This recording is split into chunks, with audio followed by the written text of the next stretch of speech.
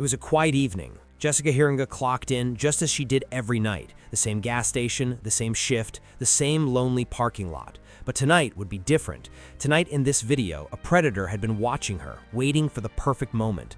Little did she know, this would be the last time she'd ever walk through those doors. April 26, 2013 would change everything. Jessica Hiringa was a 25-year-old single mother, raising her 3-year-old son alone. Her aspirations to return to school and pursue a degree in accounting were put on hold as she worked tirelessly to provide for her child.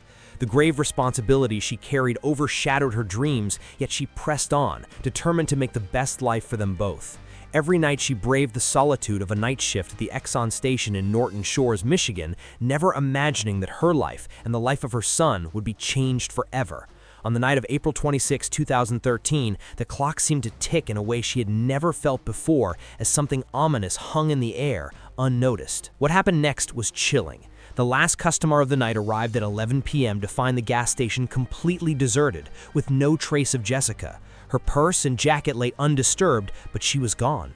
There were no signs of struggle, no ransacked shelves, just a stark emptiness. The sudden realization struck: she had vanished. The place she worked, a routine part of her life, had become the setting for an unimaginable crime.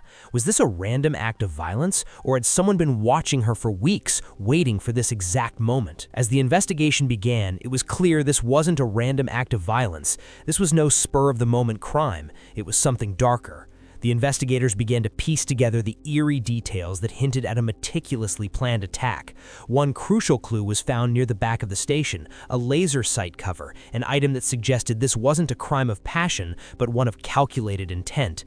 This was no spur-of-the-moment act of violence. This was the work of a predator who had thought through every detail, prepared for this very moment, and struck when the time was right. This wasn't the first time Jessica had been targeted. Jeffrey Willis, a seemingly ordinary customer at the gas station, had been observing her for weeks. He knew her schedule, the times when she was most vulnerable, and the best moments to strike. He knew the gas station's empty parking lot, the quiet hours she worked alone. For weeks, Jessica had greeted him without a second thought, unaware that the man she was serving was planning to take her away forever. The silver Chrysler minivan that Willis drove blended into the background of everyday life.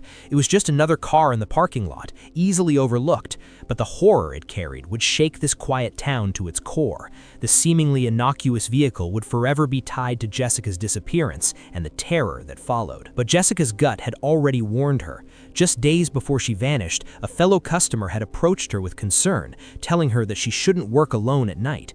The unease that crept into Jessica's mind lingered. She couldn't shake the feeling that something was off. It was as if her body knew what her mind couldn't yet comprehend. But what could she do? Her son depended on her income. Her life, like so many others, had been caught in a struggle between survival and fear. How could she abandon the job that paid the bills, even if the fear of something terrible happening was gnawing at her? April 26, 2013, Jessica vanished. The community was left in shock, unable to comprehend what had just happened. For the next 3.5 years, Jessica's family clung to the hope that she would be found. Each day was an agonizing mix of despair and yearning. They struggled to make sense of the emptiness left by her sudden disappearance.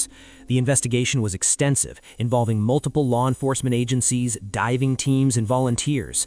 The search stretched across miles of land and water, but despite the numerous tips and tireless efforts, Jessica was nowhere to be found. And yet, there was always the faintest glimmer of hope. What if she was out there? What if the case could still be cracked wide open? Then came a breakthrough. The discovery came not from a detective, but from a brave 16-year-old girl named Madison Nygaard, who had unknowingly put herself in the path of the same predator who had taken Jessica. When Willis attempted to abduct Madison in 2016, she fought back with an incredible strength and courage, escaping his clutches and running for safety. Madison's survival would prove to be the turning point in the case. By the time investigators pieced together the details of her harrowing escape, they had enough evidence to link Willis directly to Jessica's case, and a terrifying pattern began to emerge. Upon searching Willis's home, authorities made a chilling discovery. They found a portable hard drive with a folder labeled VIX. Inside, 2 subfolders bore the names of his victims, Jessica Heeringa and Rebecca Bletch, a woman he had murdered 2 years earlier. This wasn't the work of a spur-of-the-moment killer. It was the work of a serial predator who had been meticulously planning his attacks, cataloging his victims like trophies. The horror of what he had done over the years was far more expansive than anyone had realized. But the terror didn't stop there. Investigators uncovered an even chillier detail: Willis's computer password. When decoded, it revealed Jessica's initials along with the date April 27, 2013, the day he killed her. The fact that he was reminded of his crime every single day when he logged into his computer painted a chilling picture of a man who was not only proud of his actions, but took pleasure in them. This was a man who viewed his crimes as victories, to be admired and revisited every day. Willis's minivan was also searched, revealing disturbing evidence: handcuffs, ropes, syringes, leather restraints, and a gun that had been linked to multiple crimes. The evidence was staggering. This wasn't a one-off crime. This was the work of someone who had been planning, preparing, and executing his horrific actions with deliberate precision for years. The discovery of these items confirmed the worst fears of law enforcement. This was a predator who had been operating in the shadows for too long, methodically choosing his victims and waiting for the right moment to strike. And now, the hunt for Jessica was more desperate than ever. But there was still one haunting question that remained: where is Jessica? Despite Willis's arrest and the mounting evidence against him, her body was still missing. Her family was left without the one thing they so desperately needed: closure. 10 years later, her remains remain missing, her final resting place a mystery. Retired Lieutenant Michael Kasher believes she lies somewhere in Manistee National Forest, but only Willis knows the truth, and he remains silent. And so, Jessica's family continues to wait for answers. The pain of never knowing where she is, of not being able to give her the proper burial she deserves, weighs heavily on them. Her disappearance is not just a tragedy, it is a glaring reminder of the dangers that lurk in the most ordinary places.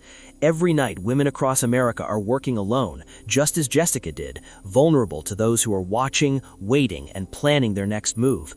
It's a reality that should not exist in a world where we have the means to protect the most vulnerable.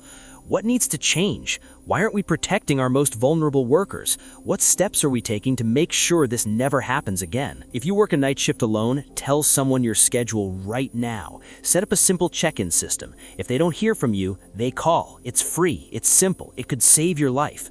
And if you own a business, having 2 employees on a night shift should be a requirement, not a luxury. So, what can we take from Jessica's story? It's a chilling reminder that danger can be lurking in the most ordinary places, but it's also a call to action, to stay vigilant, to look out for each other, and to ensure the safety of those who work alone at night.